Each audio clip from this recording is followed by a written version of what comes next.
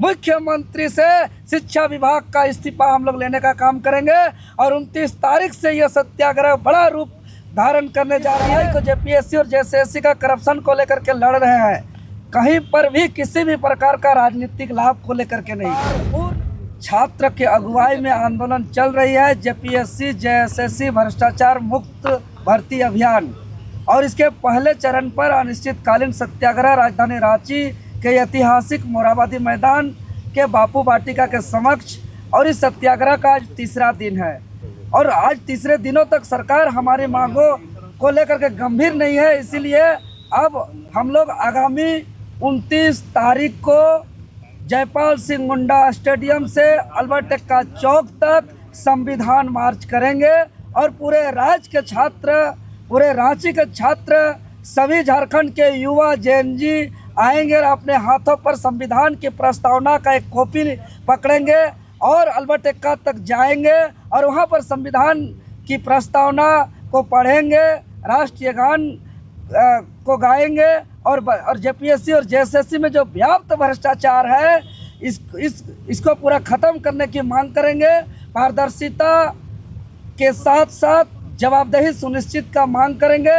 इसके बाद मानसून सत्र के पहला दिन 6 अगस्त को पूरा शक्ति का प्रदर्शन होगा छात्रों का, पूरे राज्य से छात्र आएंगे।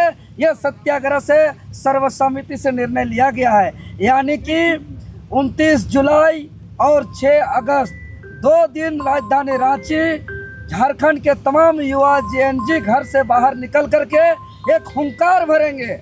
और हम लोग का मांग स्पष्ट है, 26 साल के इतिहास में एक भी ऐसा परीक्षा जेपीएससी और जेएसएससी से नहीं हुई है जिसमें विवाद न हो, जिस पर कोई आंदोलन नहीं हो, जिस पर कोई धरना प्रदर्शन न हो, जिस पर छात्र का संघर्ष न हो। इसीलिए हम लोग जेपीएससी और जेएसएससी का कंप्लीट हम लोग पूर्ण रूप से सफाई चाहते हैं। और इसको लेकर के सबसे पहले जो 14वीं जेपीएससी पर जब कार्रवाई देख रहे हैं, एल ख्यांगते का रिजाइन, श्वेता गुप्ता का गिरफ्तारी, अभय तिवारी समेत अन्य लोगों का गिरफ्तारी, और आज जो पत्र जारी हुआ 1 जनवरी को ही पहले ही सूचित किया गया था बाय नेम के साथ कि ये टीडीपीएल एजेंसी के तरफ से जो अभय तिवारी हैं के साथ साथ अवध हैं, ये तमाम लोग यहाँ पे ओएमआर हेरा फेरी कर रहे हैं, धांधली कर रहे हैं। उसके बावजूद आयोग के चेयरमैन अपने आँख को बंद कर दिया और जानबूझ करके गड़बड़ी करने दिया। इसीलिए हम लोग मांग करते हैं कि एल ख्यांगते जेपीएससी चेयरमैन पर, जेएसएससी चेयरमैन सचिव सुधीर गुप्ता पर, अभय तिवारी पर और श्वेता गुप्ता और अवध पर ईडी जांच करे। अगर इस पर ईडी जांच करती है तो बहुत सारा बात सामने आएगा। अभी तक कोई भी परीक्षा पर झारखंड में ईडी का जांच नहीं हुआ है। आज 11 बार जेपीएससी से हो चुका, एसआईटी भी जांच हुआ है और तमाम तरीके का जांच हुआ है। और जितने भी जेपीएससी और जेएसएससी से जो भी अधिकारी, पदाधिकारी, चेयरमैन, सचिव, किरानी, चपरासी, सदस्य, कर्मी, सारे को बदला जाए, पूरी तरीके से रिफॉर्म किया जाए।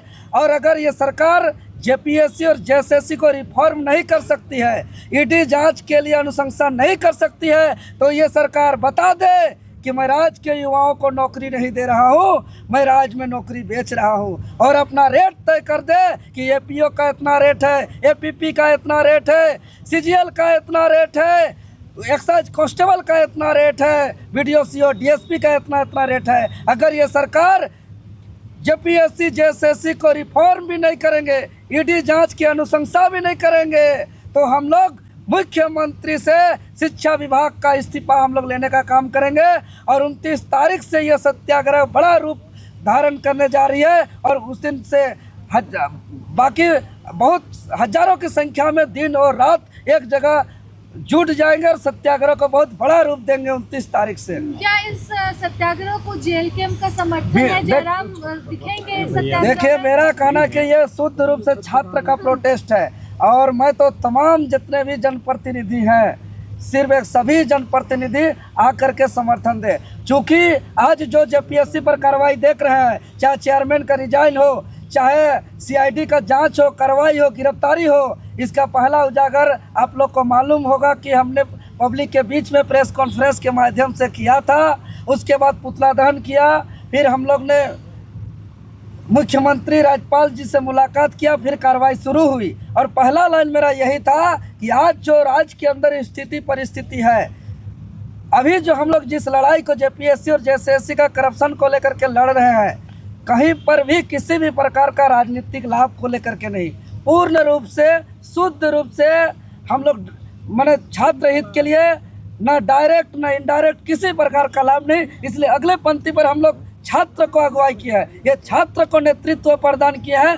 और हम लोग छात्र के सपोर्ट में, चूँकि शुरू से छात्र का जो भी अन्याय होता है, दर्द होता है, पीड़ा होता है, हक अधिकार का हनन होता है, तो हम शुरू से सामने से प्रत्यक्ष रूप से आंदोलन किया है, चाहे लाठी खाना हो, जेल जाना हो, चाहे एफआईआर लेना हो, लेकिन कभी भी अपना कदम को पीछे नहीं हटाए हैं। इसलिए छात्र बार बार रिक्वेस्ट करते हैं कि हम आगे रहिए, लेकिन सीधे छात्र कहते हैं कि आप नहीं रहिएगा तो आज हम लोग का बर्बाद हो जाएगा, हम लोग कहीं के नहीं रहेंगे, आपको रहना होगा। इसीलिए हम इन लोग के साथ है, कदम पे कदम मिला रहे हैं। इन लोग से एक पंक्ति पीछे हैं। इन लोग के अगुवाई में हम इस आंदोलन को पूरे राज्य में बहुत बड़ा मूवमेंट, बहुत बड़ा प्रोटेस्ट, ये दिल्ली का जंतर मंतर बनेगा, बापू वाटिका। देखिए, ये रांची का जंतर मंतर हम लोग ये सत्याग्रह स्थल बन चुका है।